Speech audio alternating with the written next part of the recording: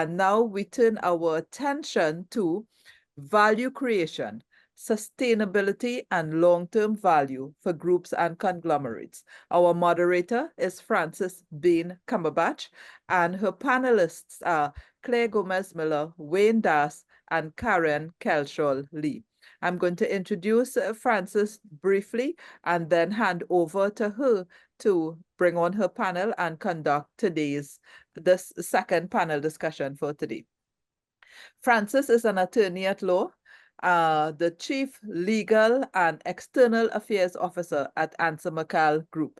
Prior to joining the group, Frances worked at J.D. Salier and Company as an advocate attorney. She gained invaluable practical knowledge and experience in several areas of law, including intellectual property, corporate, commercial, and industrial relations. She holds a double BA in French and Spanish from the University of the West Indies, St. Augustine, LLB from the University of London, and a legal education certificate from the Sir Hugh Wooden Law School. Frances, I'm also very pleased to say, is a member of CCGI. Frances, I am happy to welcome you and hand over panel 2 to you for today. Thank you so much, Kamala. Much appreciated. It's great to actually be here this year for Governance Week. I know I wasn't there for all of the sessions, but I'm happy to be here to moderate the discussions on this one. Allow me, everyone, to introduce the panelists today. First of all, we have Ms. Claire Gomez-Miller, who is the chairman of British American Insurance Company. Claire is a chartered certified accountant and fellow of the United Kingdom's Association of Chartered Accountants and the Institute of Chartered Accountants in Trinidad and Tobago. Claire is also a certified internal auditor and certified risk management assurance professional with more than 30 years experience in internal auditing, risk management, governance in state and private organizations within the energy, insurance, and financial sectors at senior executive and board levels.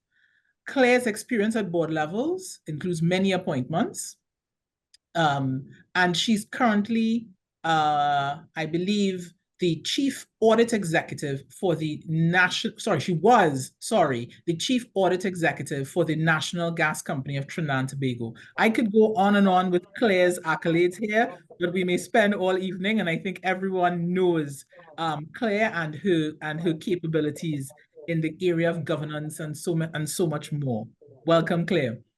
Thank you very much, Frances. Then we have Mr. Wayne Das. Mr. Wayne Das is a proven leader with over 25 years experience in the disciplines of engineering, project management, financial and credit risk assessment, and investment management. Wayne recently retired as the Chief Executive Officer of Caribbean Information and Credit Rating Services Limited, having led the organization for 16.5 years. That's a long time. That's a very long time. Wayne holds a BSc and MSc degrees in engineering and is a chartered financial analyst, charter holder. Wayne was a member of the working committee that produced the first Trinidad and Tobago Corporate Governance Code in 2013 and is currently a member of the committee working on updating that code. Welcome, Wayne. Thank you, Frances. And last but certainly not least, we have Karen Kelshall Lee. Karen Kelshall Lee is a highly accomplished professional currently serving as the Group Head of Compliance at the Guardian Group of Companies. With 24 years of experience in the financial services industry, Karen has established herself as an expert in legal and regulatory compliance, specializing in corporate, commercial, insurance, securities, and financial crime legislation. Karen's passions, and I know this personally, lies in governance and compliance, and her extensive experience in these spheres has enabled her to amass a wealth of knowledge and expertise.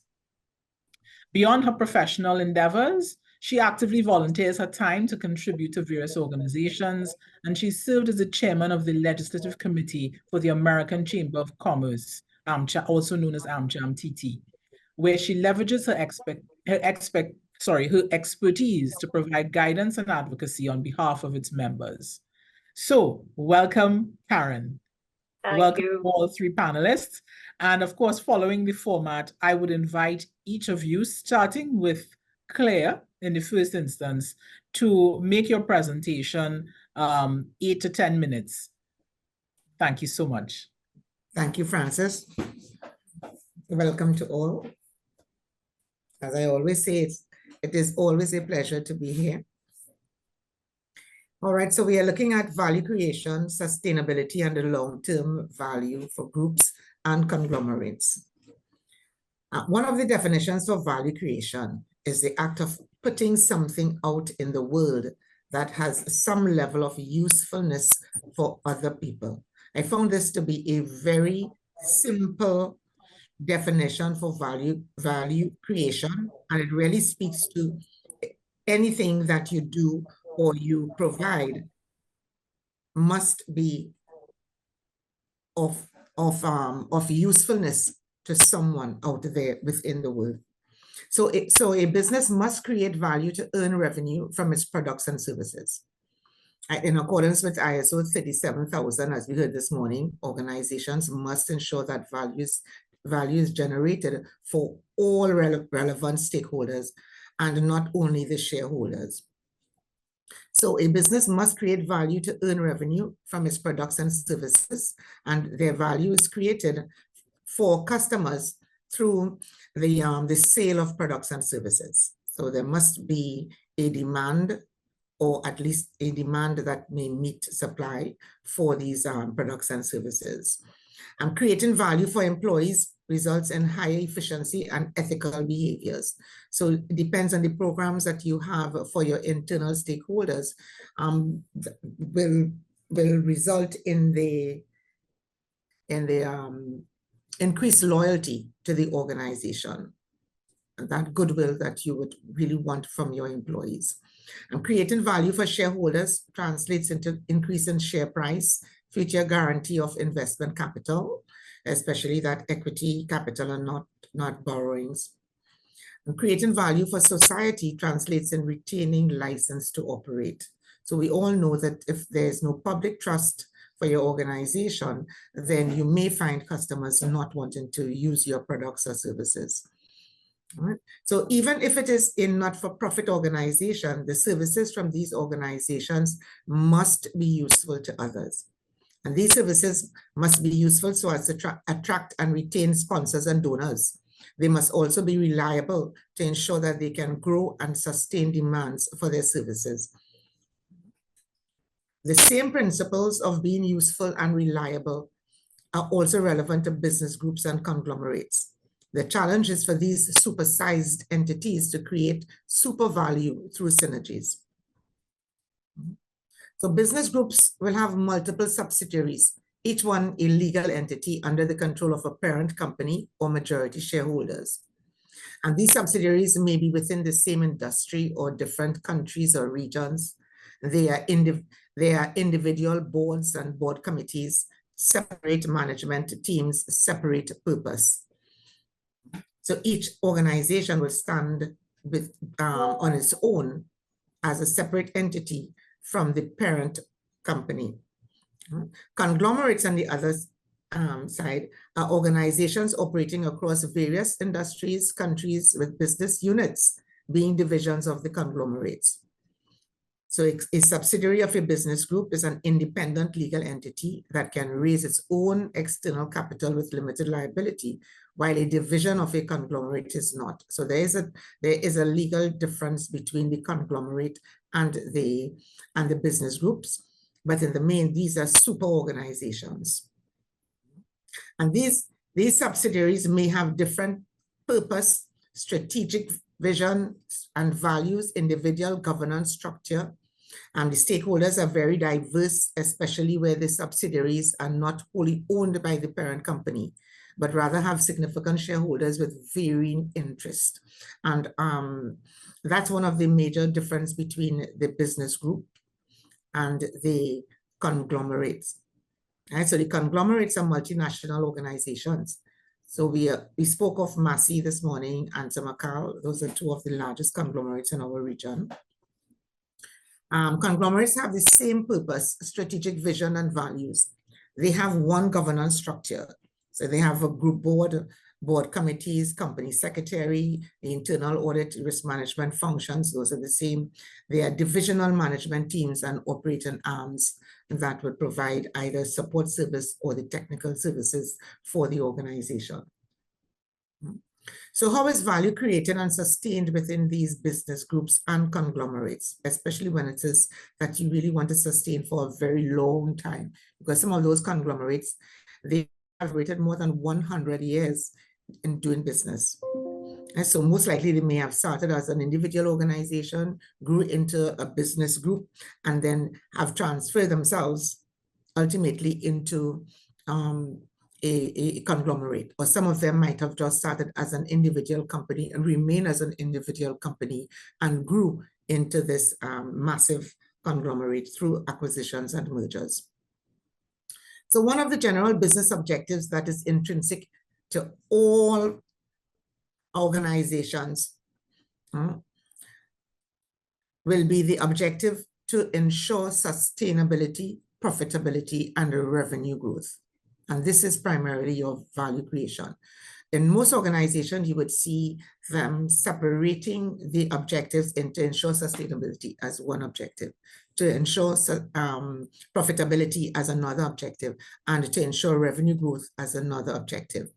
And that is common to where organizations tend to separate to have a safe organization from an efficient and effective organization. So it means to say that when the employees are thinking of achieving the objective of efficiency and effectiveness, it is going at cross angle to ensuring a safe organization. So it is always best, and I would always highly recommend that when you are setting your objectives, you set it for a safe, efficient, and effective organization. So safety always comes first. And there must be a proper balance with those three elements. Same thing will happen when you ensure sustainability, profitability, and revenue growth as one general business objective. It may become your strategic objective. That's okay if it is necessary to be so. But even if it is not a strategic objective, it will definitely be a general business objective for all organizations, including not-for-profit organizations, right? So definitely for all profit organizations, you would definitely have ensure sustainability, profitability, and revenue growth. Right? So the organization must be able to generate sufficient wealth to ensure it can sustain its production of products and services and retain its license to operate. So it means to say that in generating revenue, where your revenue streams are, you must be able to sustain the activities, the inputs to those processes to ensure that at the end of the day, they generate the products and services that will generate that wealth for you.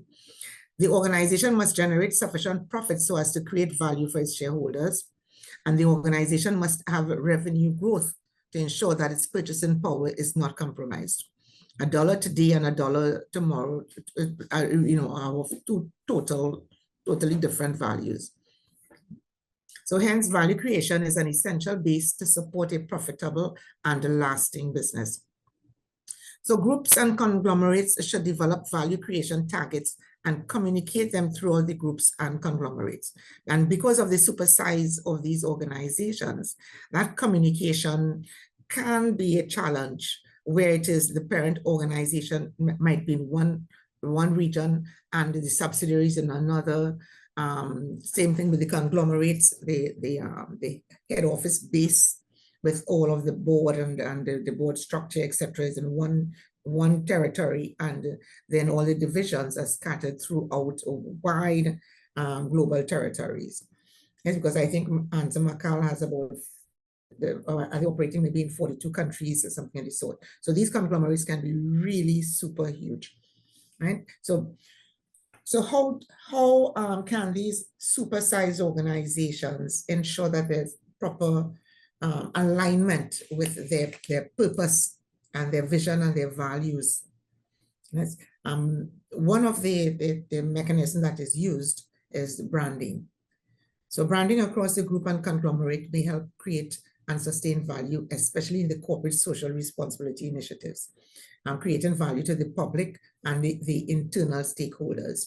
So what you would find is when they are branding, you know, if you're hearing a name like Massey, then what can Massey employees expect throughout, or anyone dealing with Massey, what can they expect from Massey?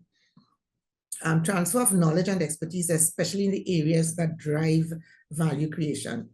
Now, sometimes we may feel that it's only the manufacturing the technical arm of the organization that's actually in production or providing that service. The frontline workers are the ones that's driving value creation. No, all of the inputs into the organization will drive that value creation. And the cost of these inputs tend to be more economical as costs are shared through synergy across the conglomerates and the groups. Areas such as safety, quality, human resource, performance management can make a significant contribution throughout the group and conglomerates, because it really and truly sets the right tone for the organization as to how does it provide its goods and services? How does it provide social services to the public? Enforcing good corporate governance across the business group and conglomerate will also help. So the use of directors from the parent board to sit on subsidiary boards, and we often see that, and that is to align the groups and conglomerates' purpose, vision, mission, values. As Roxanne said before, the purpose cannot be a quiet secret, so it has to be spoken loudly across the organizations. And if it is that you're looking at the organizations as in its entirety as a business group, like for instance, the National Gas Company Group, that's a huge group. Also, you're looking at Answer McCall, that's a huge group again. So how do you make sure that you get the founders of those organizations, the ones who drive the mandate and the purpose for the organization, to ensure that all associated organizations within the group and within the conglomerate are really in alignment with what the head is setting. Use of group internal audit to drive best policies, procedures, and practices. And from my experience, that was the methodology that was used by the NGC group. So in prior years, what you would find, the only common factors between the organizations would have been the directors of the various boards coming from the governing board of the parent company, and also the internal audit function would be very present in all of the organization. And safety, because that safety is very intrinsic in the energy sector, what you'd find is that transfer of knowledge. So a lot of transfer of knowledge would take place, especially from the safety area, and you'll have a lot more project management. You'd also have those types of cooperation and collaboration taking place, just to ensure that that value created is throughout the organization. And the use of group corporate secretariat, explicit communication of the business groups and conglomerates, value creation expectations to the management team. Because if the management team is not aware of what the founding unit is expecting of them, or the head of this conglomerate is expecting of them, then they are not going to know what is the culture, what are the targets, what is it that makes them a member of this conglomerate or this group. So that communication must be very explicit. The development of future state operating model that serves as a value creation blueprint. So it's not a matter of just stating what is, but they must be able to know going forward, how do we relate that value creation for that sustainability? How do we ensure that the newcomers coming into the organizations have the same understanding of what is expected of them? Yeah. And of course, you must devise organized value creation programs to achieve the targets, even if it means just a branding program, whatever it may be. It must be collaborative so that you get at least members coming from all of the divisions or all of the business units, at least coming together so that you can have that, that some commonality within that program. So I believe I've already spent my 10 minutes. So I would stop here. Thank you very much for listening. Thank you so much, Claire. That was very interesting, and I'm looking forward to engaging at the end of it all on a lot of those points. Wayne, I would love to invite you next to make your presentation. So thank you, Francis, for the introduction. Thanks, Kamala, for inviting me to be a part of Governance Week 2024. Very, very interesting discussions, I must say. And thanks, Claire, for your excellent perspectives, which you just gave. In my contribution, I want to touch on 4 key areas which I see as really critical in ensuring that there is sustainability and, if you like, long-term value being created in groups and conglomerates. And I'm coming from the angle of, having spent the last 16 plus years in credit ratings, looking at several large groups and conglomerates around the region, around the Caribbean region, and looking at some of the things that worked successfully for them.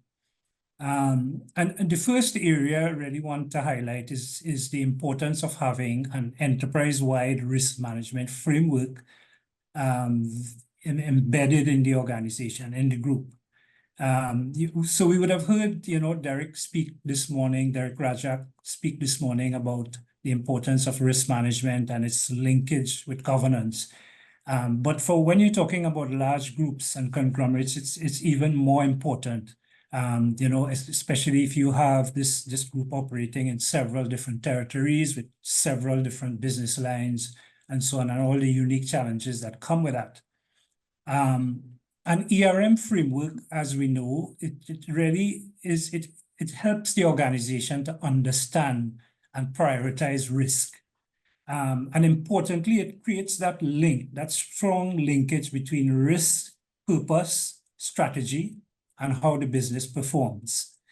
So, what I've seen organizations with risk management frameworks, enterprise-wide risk management frameworks, but it is not sort of tightly woven into the operations of the company. And the groups that do well is the ones that actually have a very close connection between the ERM framework and the business operations.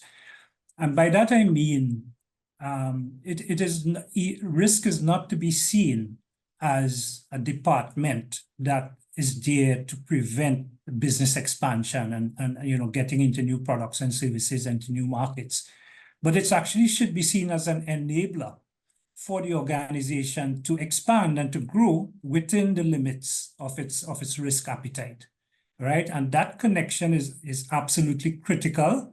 And as I say, especially so in large groups and conglomerates. Now, so what you would find when you have an ERM framework in place is that you will find that business decisions are made and they are aligned with the risk appetite of the organization. So, you don't stray from your purpose ultimately. Now, when I speak about ERM, I am including in there environmental, social, and governance risks, ESG risks, which I see really as a subset of the wider ERM framework. And of course, all your other risks like financial risk, IT, cybersecurity, other emerging risks like AI. I think that's a big area that, a lot of corporates in the Caribbean, I don't think that they've really spent enough time yet in identifying the risks that could come out of AI and the opportunities as well that could come out of AI. Now, the ERM framework, of course, must be administered by competent professionals. But important here is that you must have the full support of the board, right? For an ERM framework to work, it must be driven by the board. It must be seen as fully supported by the board. There must be regular reporting, and you must have follow-up actions taking place whenever shortcomings are identified. So I think that having an ERM framework that is very tightly knitted into the business operations of the group is a critical element in ensuring sustainable and long-term value. The second area I want to talk about is the importance of having a corporate sustainability agenda in the organization. And we know, more and more companies are under increasing pressure to really focus on sustainable development and long-term value creation. In other words, moving beyond profits. And the thing is that while having an agenda and pursuing corporate sustainability initiatives was initially seen as a cost burden, an additional cost on the organization, I think the evidence is there now. It is becoming clearer that there actually is a high correlation between corporate sustainability initiatives and improved business and financial performance. I came across a very interesting EY study that was done in 2020, which really measured the profitability of the top sustainable corporations in the world against that of their peers. And it showed that sustainable companies outperform their industry peers on all the key profitability metrics, gross profit, EBITDA, net profit. Interestingly, also, another study showed that sustainable companies with higher ESG ratings actually experienced a lower frequency of large adverse stock price movements compared with those that had a lower ESG rating. In other words, there was less volatility in the stock price for companies with higher ESG ratings. And this was really from a study that was presented in the Journal of Portfolio Management, and it was conducted on companies over a 10-year period, 2009 to 2019. Now, such an outcome could really be attributed to better risk management and compliance standards across the operations and, of course, supply chain practices. So when you have that, what you've done is you've created a more resilient organization that is less susceptible to the risk of large black swan events, compliance breaches, supply disruptions, and so on.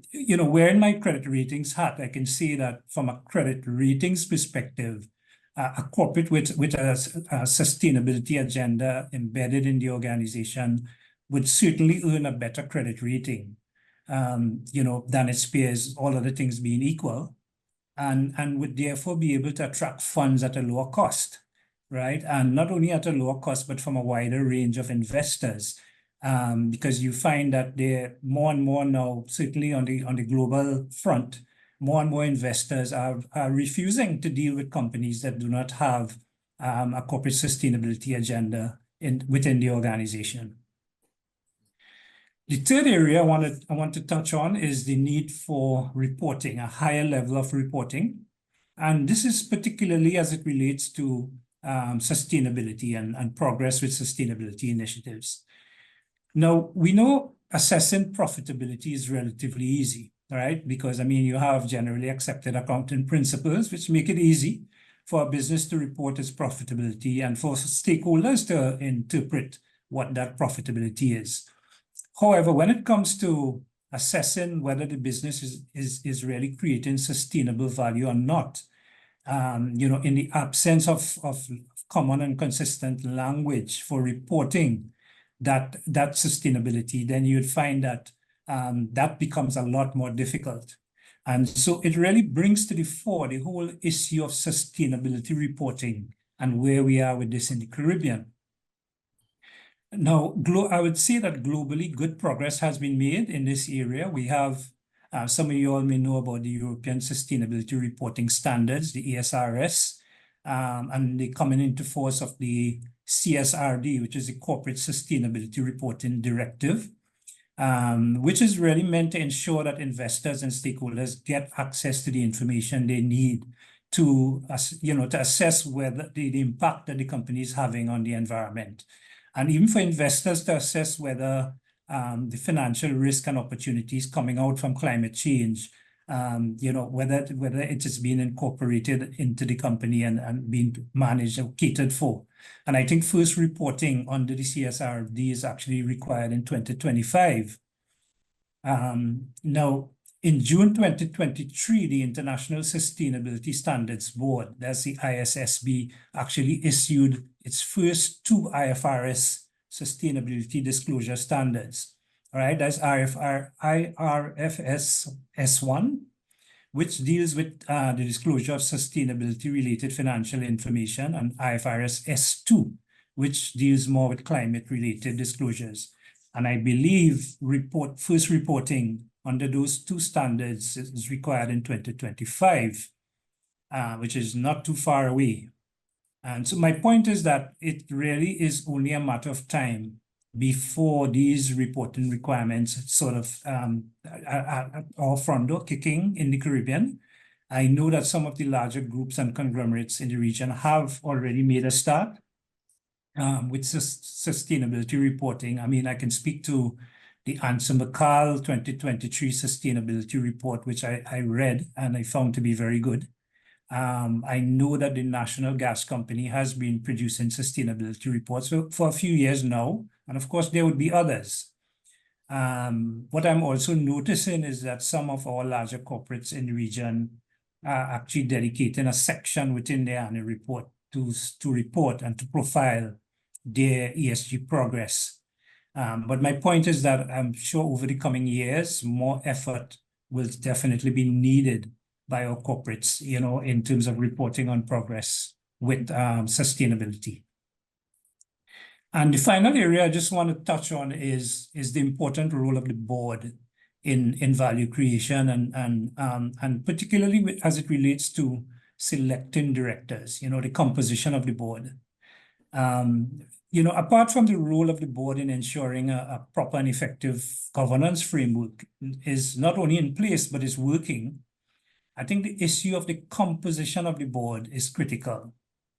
And it's a problem that we have in the Caribbean in that, you know, apart from the regular stuff like, you know, subject matter expert, all the relevant competencies and skill sets and so on, you need directors who are not afraid to challenge the CEO, challenge the executives, challenge the chair, challenge other directors as required. In other words, you need directors who are very comfortable asking the uncomfortable questions, right? You also need directors who are not overboarded. That means to say that they don't sit on too many boards. They must be able to put in the required time and effort, you know, to study the board papers, to come prepared with proper questions, relevant questions to the board meeting. I mean, too often we see directors asking questions and just based on the questions alone, you know that they didn't actually read the board papers. You also need directors who are more than ready to follow the company's code of ethics and code of conduct to understand when there is not only a clear conflict, but even a perception of a conflict. And they must be able to declare that and recuse themselves, as the case may be, from the relevant discussions. So you know, I'll stop there. Those are the 4 areas I wanted to highlight. To summarize, one is the importance of a firmly entrenched ERM framework in the group. The second is the importance of having a corporate sustainability agenda. The third is reporting on that agenda. And the fourth is the important role of the board in setting the tone at the top, in driving ERM and in driving sustainability initiatives in the organization. So thank you, and I'll hand back over to you, Francis. Thank you very much, Wayne, for that thoroughly engaging presentation. I will move on to now Karen. All right, well, lots and lots to think about. Thanks again for having me, Kamala, on CCGI. I am just going to continue on from Claire and Wayne's presentations, trying to take it to a bit of a more practical angle from my experience in my own particular group and what I'm seeing there today. I will use group and conglomerate potentially interchangeably, so just keep that in mind. And I may also use sustainability and ESG also somewhat interchangeably, simply because from my perspective and my financial services space. For us at this point, they are interchangeable from a reporting point of view, even though I appreciate the distinctiveness between the two. But to start, I just wanted to say that there's absolutely no doubt that creating value that is sustainable and beneficial in the long term is a worthwhile endeavor for businesses of all types. I don't think that is ring fenced for groups and conglomerates, because it really forces us to consider a business's core purpose and direction, and strips away some of the noise and the short-term market pressures that businesses have to deal with on a daily basis and well into the future. So ultimately, feeding the hand that feeds you just ultimately makes business sense. While sustainability may seem like a buzzword nowadays, it's really been a cornerstone of successful business practices for centuries. Companies have endured have instinctively known that the importance of having a clear purpose and placing customers at the center of their strategies is what makes them successful and forces them to not only build reputations that are solid, allows for creating brand loyalty and drives the creativity and innovation and efficiency, all while ensuring profitability. And by bringing all of those factors together, it creates the balance that leads to long-term sustainability. Having said all of that, and appreciating that this all makes sense for all businesses, because the focus of this presentation is on groups and conglomerates, I'm gonna spend a little more time now focusing on some of the nuances that these types of businesses have to face in navigating sustainability and ESG reporting specifically as we go along. And Claire mentioned it in the beginning, but groups and conglomerates tend to generally operate in multiple territories. Multiple territories mean multiple legislation that they need to ensure that they comply with, and potentially multiple regulators that they need to satisfy. From my own experience, the Guardian Group operates in 23 territories across the world. We have approximately 75 individual businesses, most of which are regulated. And I can say that once a week, we get a question from a regulator in response to sustainability and what we're doing, ESG in our reporting. And these are for territories that do not yet have mandatory reporting requirements. So it's coming now, and it is a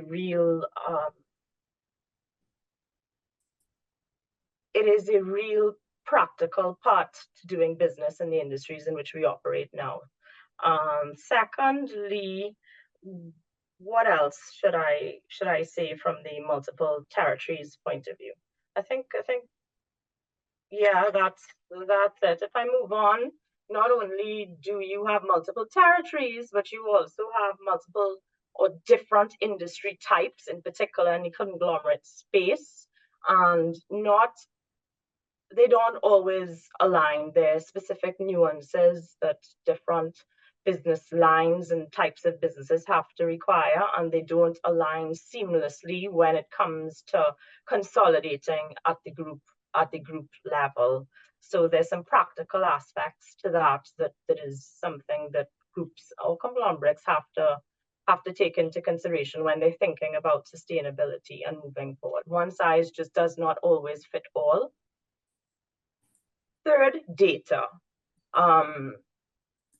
Data is integral to assessing your environment, but also to integrated reporting. That is a core part of ESG reporting. And as Wayne said, in 2025, you need to be able to report. And in order to report, you need to have the data in which that you need to use to report, so that you have to have your data to be classified in many different ways to be able to produce that type of reporting. For instance, a very practical one is do you know your customer types? Do you know the business industries of your customer types? That's a question that comes up quite a lot for us. It comes up because we are required to report in a climate space on any customers that we may have that operate in the fossil fuel industry, oil and gas industry. We are insurance, we deal with reinsurers. They want to know, regulators want to know, but you have to be capturing that information in order to be able to be reporting on it. That's just one example of a scenario where you need to make sure you have the data, and the data in the way that you need to be able to consolidate it and report it. You also have, from a data point of view, and from a group point of view with respect to data, you do need to be able to feed data from individual businesses into an individual systems, whether that be financial or core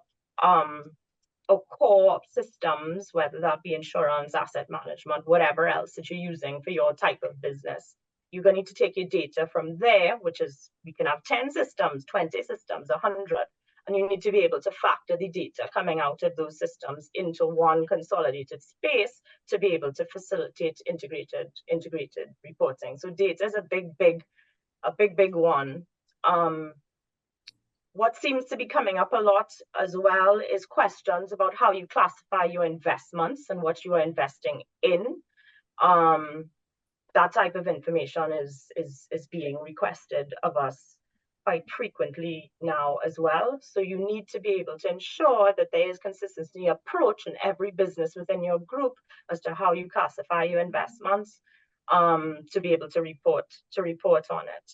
And earlier today, ironically, there was an interesting statistic that I had scribbled down to do with ESG investments as being the fastest growing asset class nowadays, and it's estimated to hit a value of $70 trillion in 2025. So investors, lenders, customers are looking at businesses to determine, well, what are you investing in? They care about return on investment, obviously, and companies care about return on investment. But not only do we have to provide the results, but there's now the look beyond not just producing the results, but where those results are coming from. Are you investing in sustainable businesses in producing those results? So that's another dimension worthy of mentioning. Stakeholder demands is another area that groups get pressure to provide information and to operate in certain ways with respect to sustainability now. For instance, suppliers and lender requirements, more and more suppliers and banks, financial banks who would lend groups money, especially in the international space, require, the first thing they're going to ask you is, what is your ESG governance framework? And if you don't have something to produce, well, they're not going to do business with you, period. So whilst it's not a mandatory reporting requirement, that they are now in this space, pressure for groups to be able to have their house in order, to be able to access international markets. I think that's fair to say. You always have the shareholder expectation piece that you have to deliver on, and shareholders often demand consistent returns, which are not necessarily connected to the long-term view, and may or may not align with your long-term sustainability goals. That's a balancing act that businesses are going to have to make as they want to pave this path into long-term future and value creation through a sustainable strategy. So that's something that is always grappled with. And then customer preferences. I mean, we're really dealing with customers now who may not do business with you if you are not sustainable industries. For instance, with fossil fuel as an example. I actually, as I say that, I met up with some friends last year who who live in the UK, and both of them, they chose their banks based on sustainable standards. They chose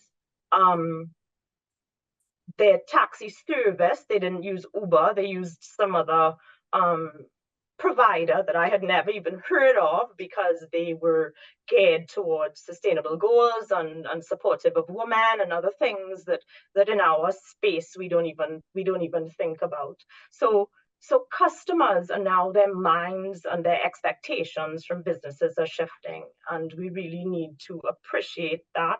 So it's not just, I mean, good business is good business. Profitability and reputational value is where we have to deliver as businesses.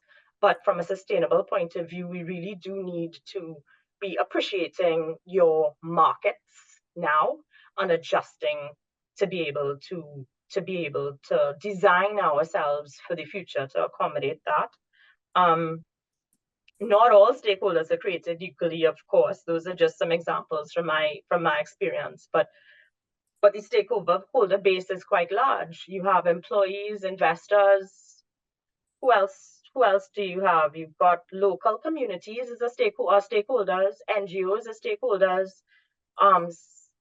regulators as stakeholders, and competitors also stakeholders that from a sustainability point of view, you do need to factor into your stakeholder assessment to make sure that you understand where you need to be focusing as you consider sustainability as a whole, as you take it forward from a strategic point of view. The last area is international demand. In this one, you may have a group that operates and has its home office in Trinidad and Tobago. Depending on where your footprint extends towards, you are going to potentially have situations where you have subsidiaries that are operating in territories that have mandatory requirements, reporting requirements for sustainability, even though you at head office are not yet in a mandatory landscape. And the demands in those scenarios where you are part of an overall group, from a subsidiary point of view, I'm explaining a situation in the Netherlands in particular. It requires the group to have ESG and sustainability governance structures, reporting lines, policies that the subsidiary will then leverage.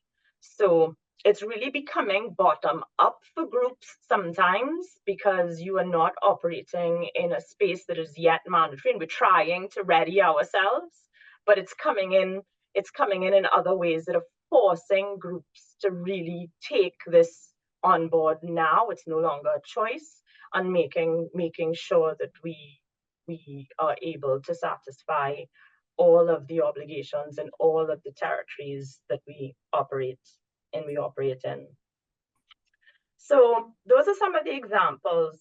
But while it'd be ideal, I just wanted to also say that whilst it'd be ideal for the boards of these types of groups to organically set strategies with sustainability at their core, as I had mentioned before, is the international pressure that often forces a reactive approach. And there are negatives to that. They're negatives because you are being bombarded from multiple areas all at the same time, and you're not yet ready. You're really behind the ball, and you can be behind the ball, and it becomes a ticking of the box exercise, and that term of greenwashing that comes up over and over again, just to try and catch up. But at the end of the day, there's no choice. Boards and conglomerates have to get on board now and really bring it into the DNA of the companies to step back, to find a space to step back and determine what their strategy for sustainability is going to be. Do those material assessments in order to determine where you are going to focus your time and energy for the most impact, because we can't boil the ocean. At the end of the day, you are getting pressure from all different angles to provide a position and a clear path forward. ESG in particular does not require you to do everything. It is only focused on the material areas of focus. The philanthropy and the nice things, that's nice to have. But when you really look at an ESG materiality assessment and matrix, that's actually pretty down on the list. You need to be very clear about where you want to be. And, I think that the strategy and materiality assessments are a little bit of a chicken and the egg situation. I had that conversation earlier today as well. Because you have to have your strategy and know who you are and where you want to be in order to assess the future. But at the same time, that assessment helps you to refocus your mind as to how you are going to achieve your strategies and whether those strategies are actually realistic in the, short, medium, and long term to ensure success. P&G was a case study I was looking at as one of those really great success stories that was able to turn things around from a company that was floundering to a pretty successful group at this stage. They had actually had sustainability as one of their core strategic initiatives in that path. So I thought that was also very, very interesting. Conversely, and I don't want to say the name of the company because I can't remember where I had this information, got this information from, but other companies who have also put sustainability at the core of their business. I know I think Wayne, you had produced some stats for those companies that put sustainability as a core strategic objective, the success that they have had. There are other companies who've done the same, but have made themselves uncompetitive and have had to really reconsider and dial back on those goals in order to produce and create that balance to produce the profitability and returns that they need to produce for their stakeholders. And that's partially because not everybody's playing on the same playing field. Not everybody is working towards this sustainability as core, although more and more you're going to see it because of all the areas that I'd mentioned before. But dialing back is not such a bad thing as well. It helps you recalibrate to be able to be competitive, but yet stay true to your goals. And I think that is also part of the journey that you're going to see that groups and conglomerates and other businesses are going to face as they walk this sustainability road. We're seeing in the local space, I just wanted to mention Republic Bank, I think have been really active in our Trinidad space, certainly with being a leader in the financial services space on sustainability and signing on to those goals. So a very big in, very big in sort of moving forward in this as well. And it's really commendable. They've sort of stepped out of their crease and are really being very, very proactive in leading this charge and potentially pulling other people along. Because as I'd mentioned in the stakeholder category, competitors are also stakeholders. You need to know what your landscape is. You need to know what everybody else is doing. And if somebody's at a higher standard in your space, you're going to have to step up or step aside, ultimately. So I'm just closing up quickly and gone on quite long. But boards, smart boards understand that the world is changing and climate-related issues pose existential risks to small states. And failing to act now is also very short-sighted. And I think that's for our Caribbean space in particular. We need to pay attention to that. So not prioritizing sustainability could mean that there will soon be no markets operating. Again, not good business. And we need to be shifting our customer demographics and attractiveness for the groups to ensure long-term success. So that really just reminds us of what we need to do. I had a couple of slides I was going to reference. I don't have any more time, so I'm going to close it up. That at the opening ceremony, I really found there were two particular slides, and Kamla, I was hoping you could share them with the link in this chat that Professor Elkington had shared. One was on the generational handover. It was a slide that really showed all the generations over time on a scale that really highlighted who are the generations now active in our business space, which really highlighted that we know this already. You know, the leaders of today and the businesses of today are on their way out, and that we need to be creating businesses not for us. We need to be creating businesses for the future and for the customers of the future. And the other slide that I thought quite powerful was one with two, and it is shown before, two light bulbs. And the question was, which side of history do you want to be on? The old traditional non-energy efficient light bulb, and then the LED light bulb. I thought that was a very, very impactful slide. And of course, we take the LED light bulb to renewable energy and solar and all of those things. But that ultimately is where I wanted to end off, is what side of history do we want to be on, whether you're an individual business or whether you are a group or conglomerate, to really pave the space to create a legacy and to be present in 10, 20, 30, 50, 100 years. Thank you very much, Karen, Sure. for that very engaging and passionate presentation.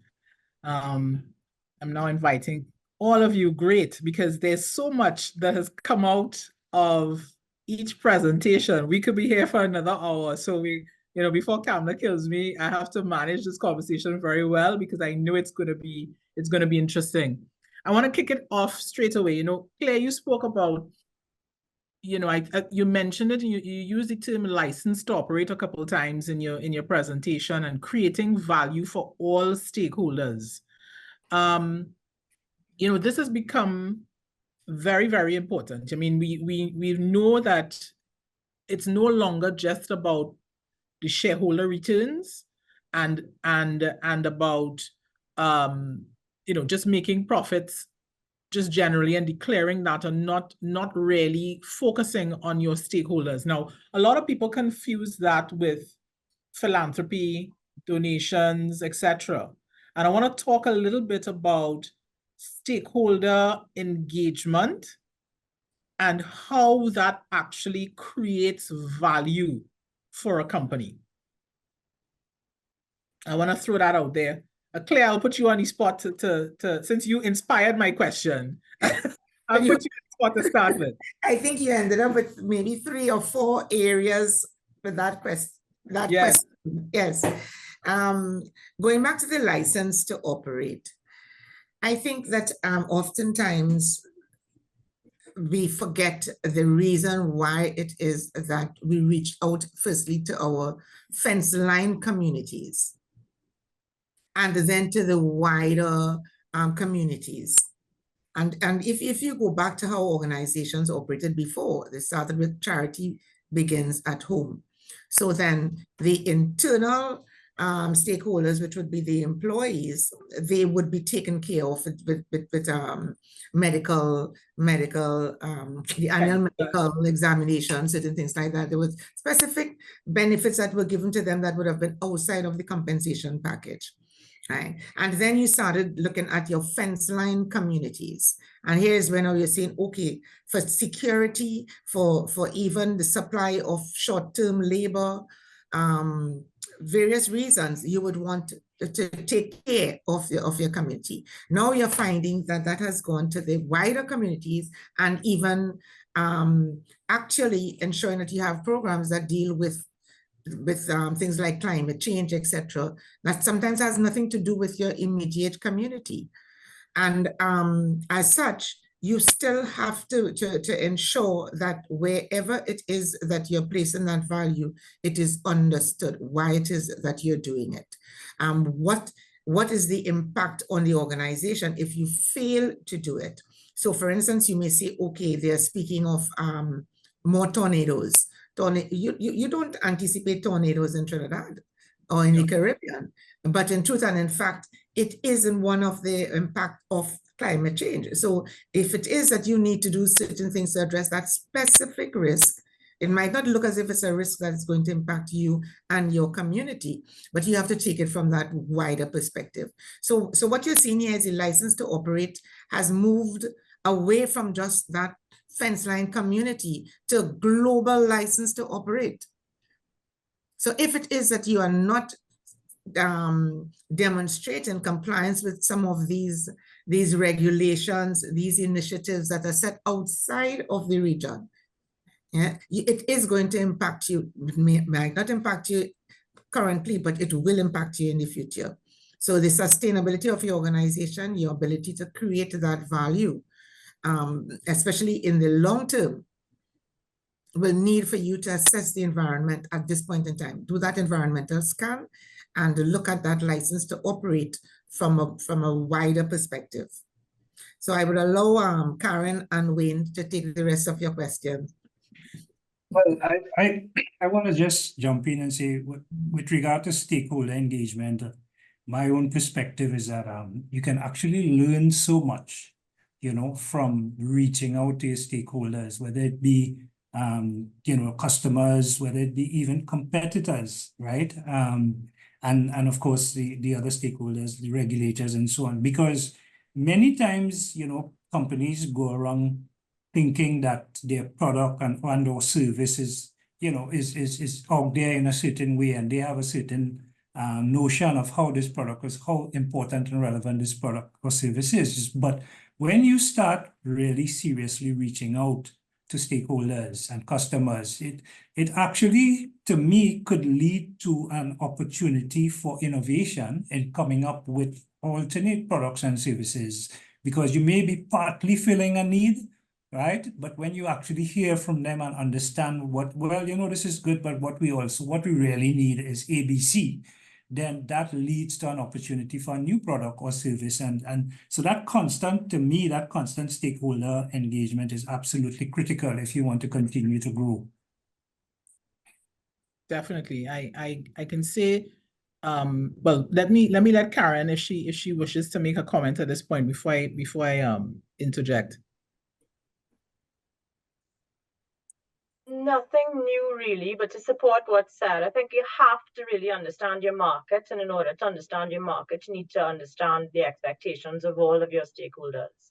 And prioritize those stakeholders is also important, right? It's you need to engage with them all, but also determine which ones really have value, because as I mentioned before, not every stakeholder is created equally. Some have more power than others as well, more impact than others as well. And you have to accept that when you are assessing what their requirements are.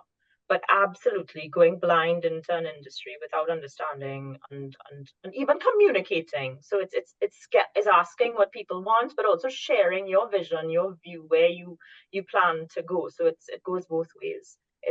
Is mission critical to moving ahead. Thank you, Karen. And I can say from a practical standpoint, when AnswerMcCall decided to formalize, because as you rightly said, I think one of you said it, sustainability has been around for a long time. And the AnswerMcCall group, I mean, we've been around for 143 years. Okay, so we know a little bit about being around and being sustainable, right? But to actually formalize, getting into that formalization of the process and so forth, one of the first things we did, in fact, the first thing that we did after we went through the internal processes and so on for approval, and I'll come back to the role of the board, which some of you mentioned, was to actually do a stakeholder engagement process, a materiality assessment, asking our various stakeholders, regulators, so we involved the SEC, the stock exchange, our customers, you know, employees, as Claire said, fence line communities, all of these stakeholders involved in the process of telling us what is important to them, how do they see our involvement, our role in as a sustainable company, what would they like to see, you know, and that kind of thing. So I think that is a crucial thing for any company that is embarking on the process of really taking sustainability seriously. You should engage with your stakeholders, first of all, identify them, find out what is important and material to them, assess and prioritize your stakeholders, what's important to them, and then you know, internally now, you also need to align what is important to you as a company and your business objectives. You need to see where there's alignment and where there's misalignment. Yes, you know, in going forward. Something else came up which I think is crucial. And I mean, because I'm very sensitive to it, and Claire raised it, which was about communication within groups of targets, purpose, you know, your whole, in other words, your whole culture. And I want to throw in there your core values. Again, that was something that we as a group focused on. And I think groups are particularly challenged because, as more than one of you said, you're in different jurisdictions, you know, and how do you, even within the same jurisdiction, you will have different companies. Some might be in South, like in Trinidad, some might be in South, some might be in Central, some in North. So how in your view and in your experience have you seen that groups have transcended that disparity or that diverse location and diverse, because each, and I will say from the Answer McCall group, each business has its own way of being, its own culture, but there must be a group foundation based on the core values, the vision, and so forth. And in your experience, I would love to hear, you know, what you've seen and what you've experienced, and what are some of the most effective ways of transcending that hurdle of communication.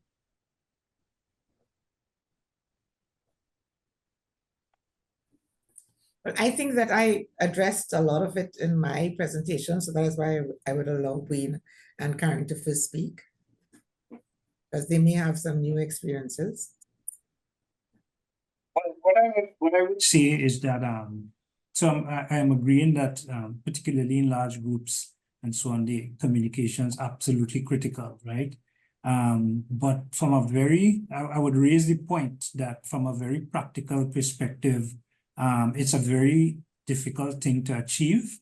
When I say, and you do have many situations of people, you know, people on the floor walking around and saying, well, I didn't know this and I didn't know about that and I didn't know that's a new policy, and right. And one of the reasons for that, of course, is that you know, things are changing so quickly, right, in the world now, and that it's no longer a case where you have standard policies and procedures, and especially if you're in the business of improving and making things more efficient and effective and so on, then you constantly have to be looking at your policies and procedures and the way you do things and so on. And the question is, how fast can you communicate that, you know, down the line and across different businesses and across different countries and so on. That to me is a really big challenge when you have a large group, for instance, like an Answer McCall, or you know, I don't know, Karen, if you have any other perspectives on that. Yeah, that's a really, really tough one. Every country has its culture, every company has its culture. You know, some are definitely much more group-minded and others much more siloed in terms of wanting their independence and authenticity in their space. So internationally and also locally, as Fran, as you've said it before. And I think we need to accept that as a group, you need to leverage individuality and sort of try and allow that freedom for self, I don't want to say self-autonomy, but self-regulation and managing of yourselves and feeling individual. I think people and companies like to feel in control.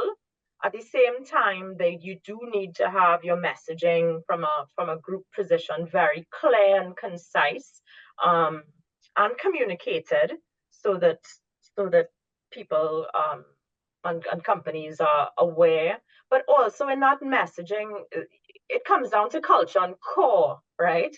So you can have strategic goals and who we are and lots of words, but at the end of the day, you need to make sure that you are able to communicate what is non-negotiable, no matter who you are or where you are, because this is who we as a group are and this is what we stand for. And it comes down to sort of personal responsibility and ethics when it comes to that.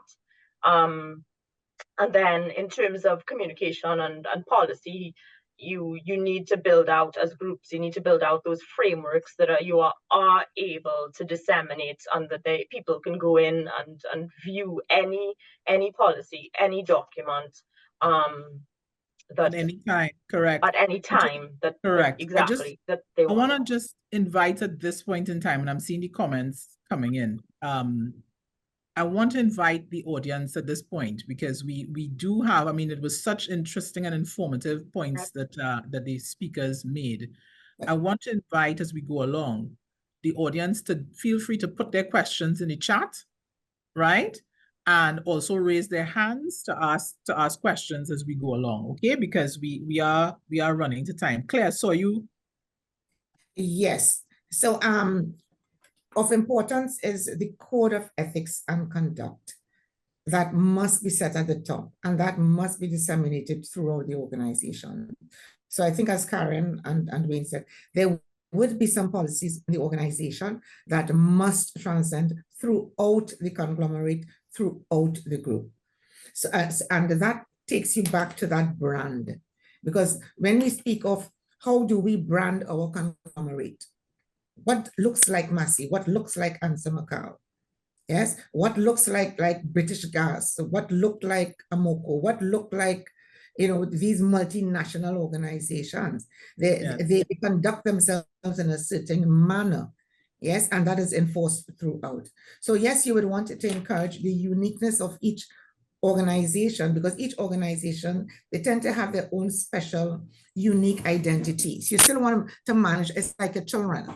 You know, your children in your home, different colors, different behavior, correct, tolerance. But they have house rules. There are house rules that are laid down. There are certain things that you get to do. You can express yourself as your own personality, but these are the rules. Exactly. All right, these are the rules. Yes, so the hymns I think that's a great example. From the same book, you know, and those are the policies that you want to enforce. Also, as we said before, quality.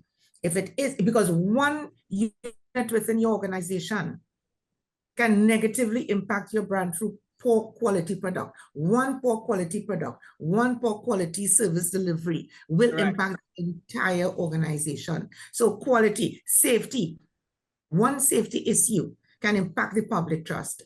You know, so there are certain things, one fraudulent activity, yes, one corporate fraud can negatively impact the whole and destroy value. Destroy value. With Boeing that we heard about this morning. Oh yes, Boeing is in a disastrous position. Correct. Exactly. So when you look at it from that perspective, then you will get comfortable as to which policies that you want to start from at the top and make sure that they roll down. And those policies, every single year, the board should review those policies.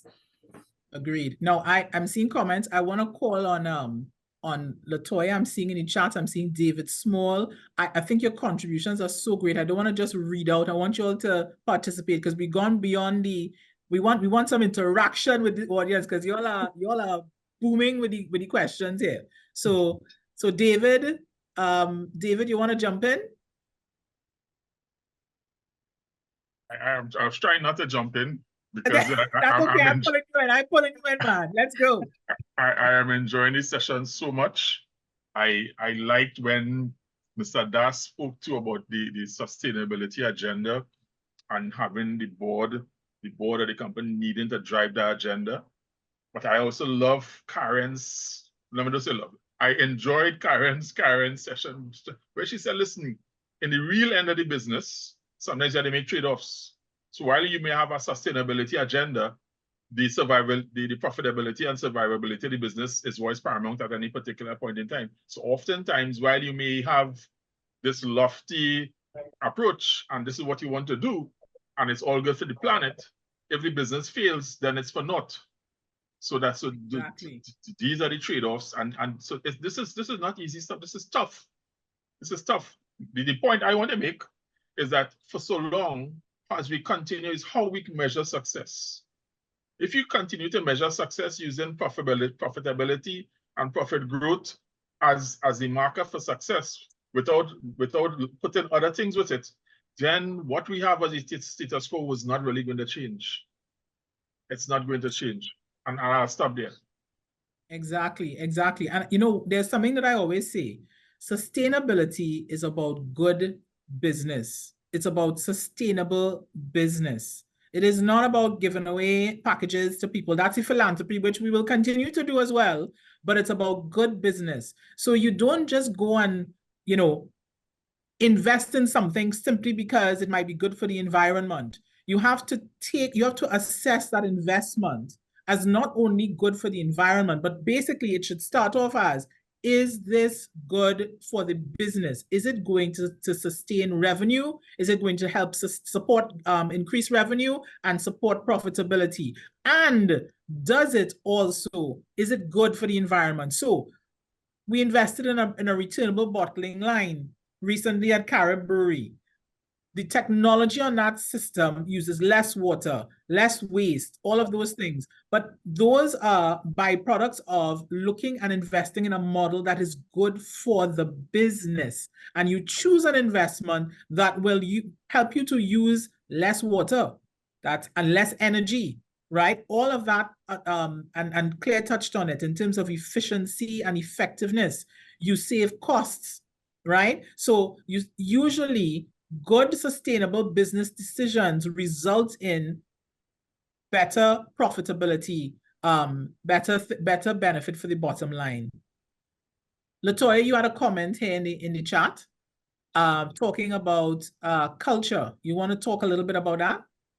Absolutely. So I know that Fran may have spoken already about our culture initiatives at Answer McCall, but I think that one of the things that kind of has shown through during that time for me is that culture cannot be codified. So I was explaining that culture, an organization is a living, breathing thing, right? It has its own personality. So when you come within the context of a conglomerate, you have multiple personalities. And I love the fact that we came back to that parent structure raised by Claire, and like Fran said, house rules, right? So each child in a family has their own personality, but they also know that they can't come home past 10 p.m., that they should not drink before they're 18 years of age if they're within the Caribbean, and those sorts of things. So we can provide a guiding light and still allow for the intangibility that is culture, that allows for a kind of ebb and flow of natural evolution for each subsidiary within a group structure.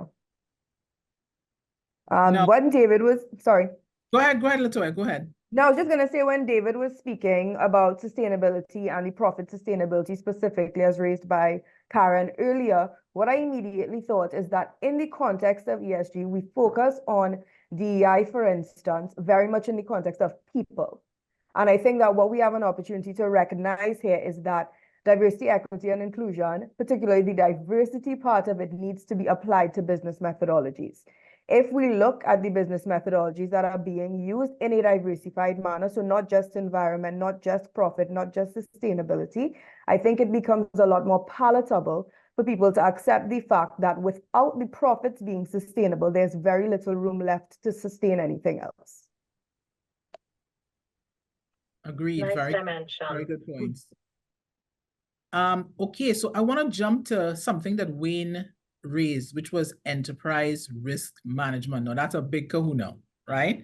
And it is important in any company, but in particular in groups, it has a very important role to play. And I could say to you that, you know, basically in groups, you have issues around concentration of risk, right? And diversity of risk. So concentration of risk could be a great problem for a group if you are not monitoring. So for example, you have all these industries and in different jurisdictions, and you may find that there may be a similar type of risk that exists across those different industries. And when you have that risk consolidating, you may have a threat to the group's sustainability. I mean, that's my view. But you know, Wayne, you have the qualifications in ERM, so I would love to get your input on that and any comments from the audience as well. Yeah, no, you're absolutely right, Francis, in that you know, the importance of enterprise, looking at risk management from a wide enterprise perspective is so important.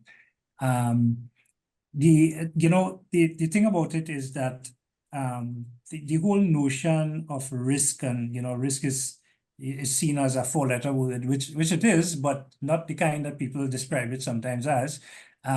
It's really that it's really to move towards having an organization and all its multiple subsidiaries and so on, understanding that everything they do is done within a context, right? And it's done within the context of certain risk parameters which are set out at the very top and which filter down. And as I said in my my talk, that it actually facilitates business decisions. In other words, if you sit down in a boardroom talking about, okay, we want to get into this area, or should we be going into that area and this product and service and so on, you have to know that one of the first questions you have to ask is, well, what impact is this going to have on our, from a risk perspective? What are the risks involved, right? Are the risks involved within our risk appetite? Is that something that our risk appetite, which is set at the top, is that something our risk appetite allows for,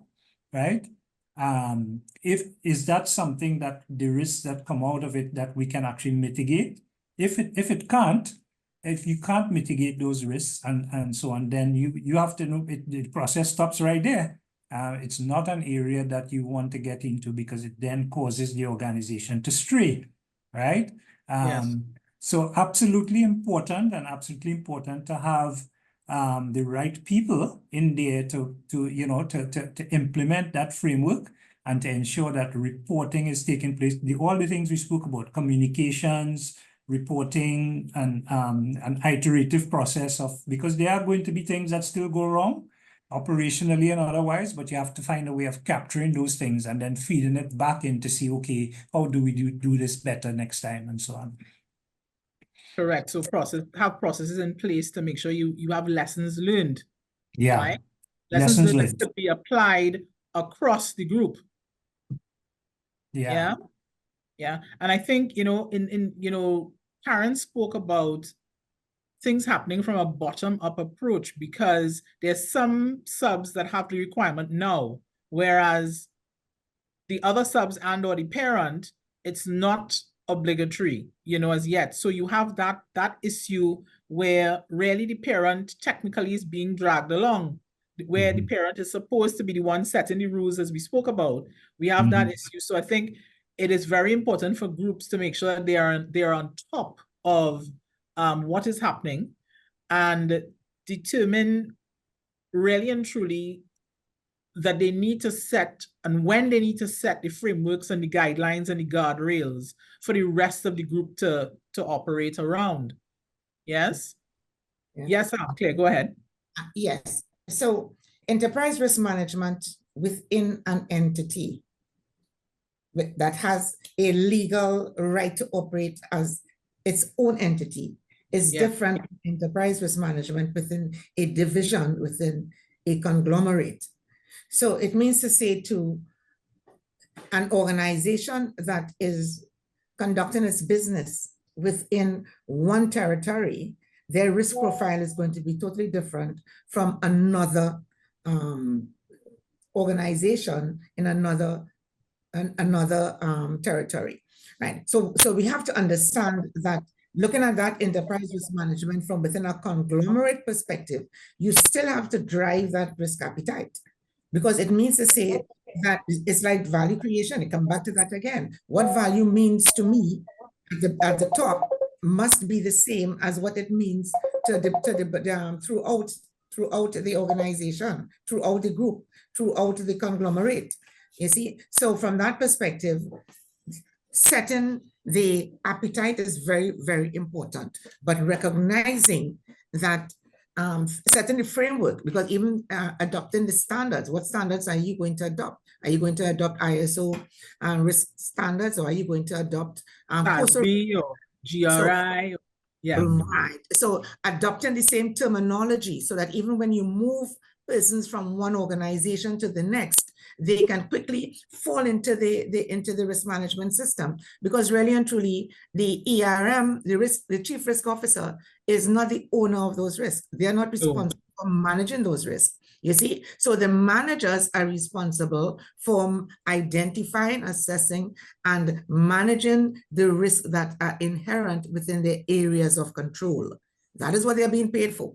That is the difference between their salary and your salary. That's what they're paid. Yeah, that's the difference. That's the difference. Yes.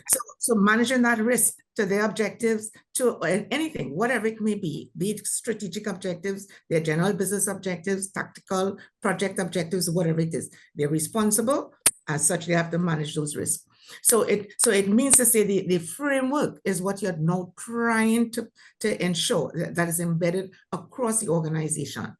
Yes, and the risk appetite must be understood. But bearing in mind, again, where you are, the type of industry that you may fall in. So you may be within a business group, but one is in the financial group, one is in retail, one is in production. So one is in the energy sector. Like for instance, when you look at even Massey is, they cross all types of industries, and each industry has its own unique risk that's inherent within the industry itself. So the uniqueness again must be taken into consideration whilst making sure you know the elements that must be enforced throughout. All right. So, I could go on with this conversation all afternoon, but, the time is tight. We have 2 minutes left. So, unfortunately, I'm going to have to hold on any comments, but I think we covered all. I could start on the role of the board. I'm seeing more of those comments as well. But I would love to ask the panel to give some closing remarks, just something to leave our audience with, that that you'd want them to remember walking away from this session. If we could just do that to close off in the last 2 minutes. Let's start with Claire again. So Karen spoke of the trillions of dollars that have been spent by these corporate social programs, etc., and whatnot, by these organizations. Yes. These are sustainability, ESG programs, etc., and whatnot that's coming our way. And what you're actually seeing here is the profit, the size of the profit that is being generated by these organizations are being reduced. Because before, you find those programs used to be expended by the government. So the governments would tax your profits, and then they would provide those social programs. What you're starting to see here, the organizations themselves are starting to implement those social programs and as expenditures within the organization, which means to say there's a lot less taxable income. Yes, so you will see that risk materializing not within the organization, but within general society, because the government itself cannot sustain that social net. And as such, again, organizations need to be conscious of that fact, and they need to consider when it is that they're making a decision as to how they're spending those monies outside of their core business activities. How is it impacting the national health and well-being?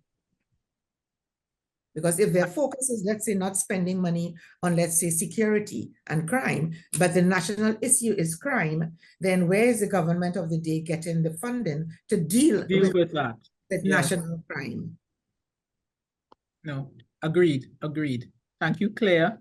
Wayne, your last parting points? Parting points would be, well, I would just like to see boards get more aggressive with developing and implementing ERM framework in their business, and a framework that's tightly linked with their business objectives. I would also like to see the same for a sustainability agenda within organizations. And this goes across all organizations, doesn't have to be large groups and conglomerates. They have to start putting their minds around reporting. In terms of how do you capture that data. It's a very difficult exercise, but I think they need to make a start and start capturing the data so that you can report when reporting is required, because it is going to come at some point in time. Thanks. Thank you, Wayne. Karen, last but not least. Sure. At the end of the day, it's just to reinforce that while sustainability is a noble goal and one that we need to really pursue, it is not philanthropy. At the end of the day, it does need to make business sense, because if we don't do that, there's no point going out of existence, and we don't have the long-term value that accretes to everybody associated.